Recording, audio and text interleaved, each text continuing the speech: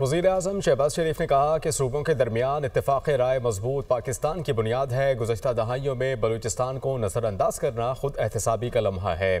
بلوچستان اور دیگر علاقوں میں دہشت گردی پھر سے سر اٹھا رہی ہے۔ سیکیورٹی ادارے قیام امن کے لیے اپنی جانوں کی قربانیاں دے رہے ہیں۔ وزیر اعظم نیشنل ورکشاپ بلوچستان کے شرکاء سے خطاب کر رہے تھے۔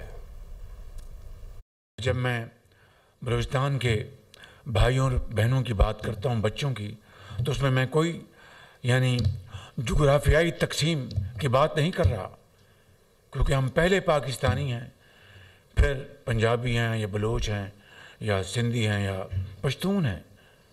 تو میں سمجھتا ہوں کہ آج کا جو اس ورکشاپ کا موضوع یہ ہونا چاہیے، یہ کیوں ایسا ہو رہا ہے؟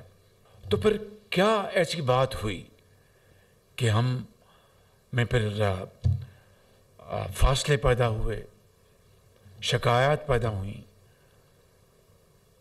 گلے پیدا ہوئے؟